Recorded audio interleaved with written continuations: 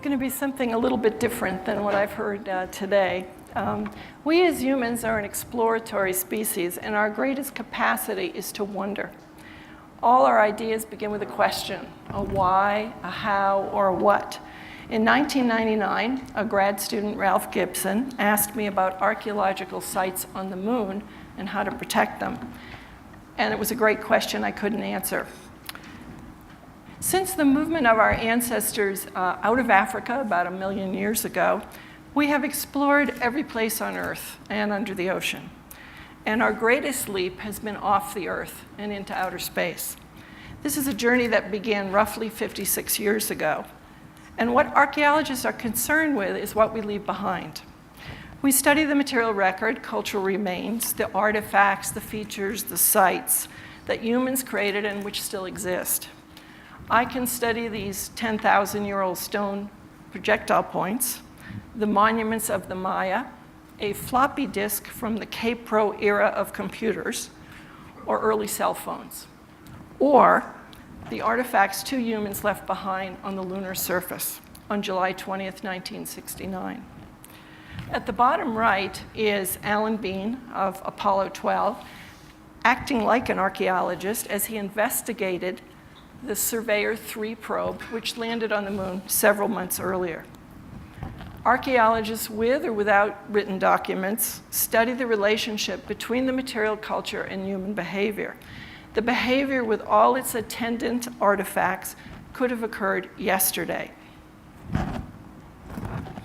Research into that good question by my student about archaeology on the moon was funded by a grant from the New Mexico Space Grant Consortium. And with the help of my colleague, Pat Hines, we could explore what humanity put on the moon.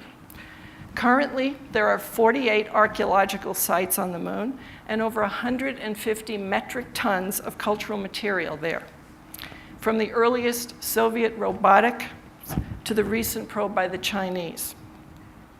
Our grant wasn't quite large enough to let us go back to the moon and do a survey, but we couldn't focus on all the sites, so we picked one, and that's Tranquility Base.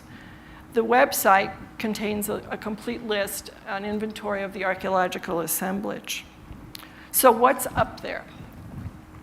Well, there are over 106 artifacts and features, like this iconic footprint, which is part of a trail system which was created by Buzz Aldrin and Neil Armstrong in their 21-hour sojourn on the lunar surface. This is our first trip to another celestial body. Some of the artifacts include scientific tools, discarded space boots, emesis bags, and a mission patch from the Apollo 1 mission, which honors those astronauts that died tragically in an accident. Some of the artifacts still function, like the Lunar Laser Ranging Retroreflector. Currently, it's being used by observatories all over the world. Some artifacts are not in the same condition as when they were put there. The American flag, which must have signaled a defeat to the Soviet Union during the Cold War, may be a bleached out plastic cloth lying on its side on the lunar surface. But it still signals a territorial claim of the moon set by historic precedent. All the artifacts testify to this extraordinary event in human history. As archaeologists, we like to make maps, and this is a sketch map that we revised from 1969 to record the distribution of artifacts. The site is about the size of a soccer field and demonstrates the behavior of 2 men supported by roughly 60,000 people on Earth who tried to get them there. This site is a critical part of the cultural landscape of space. And I don't think there are any doubters in this audience. The recent LRO mission shows Tranquility Base in the bottom corner there as a digital image taken in 2009. This is a brilliant tool for archaeologists to use for mapping the cultural geography of the moon. There are also a few people here, I think, who would question the significance of this landing site in terms of its historic and scientific value. But how will it get preserved? Well, its remoteness has done a very good job for the last 45 years. But is that enough? I believe humans will go back to the moon, and listening to your talks, I think it would be soon. The need for protection is now. The preservation of lunar sites fall into a very gray legal area. No one owns the surface of the moon by current treaty, but the country that put the artifacts on the lunar surface retains ownership. NASA owns a lot of stuff, and I would argue that this is the most important stuff that they own. The site is linked to the National Historic Landmark, Houston Mission Control, to the Launch Complex in Florida, and this site is an essential component of space-related facilities wherever they exist on Earth, in whatever countries they exist in. So how will it get preserved for future generations? In 2010, both California and New Mexico added the objects and structures to their respective state registers of cultural properties. Both states have an historic relationship to the development and the implementation of the Apollo program. This year, Hawaii honored us with recognizing Tranquility Base. Although these efforts are largely symbolic in nature, there are other states which will follow this. These actions clearly demonstrate a commitment to the importance of the site and its heritage value. In 2010, NASA recognized the need to weigh in on preservation of this and other significant American lunar sites, and I was privileged to be part of a team as the only archaeologist who helped to write these guidelines, which were issued in 2011.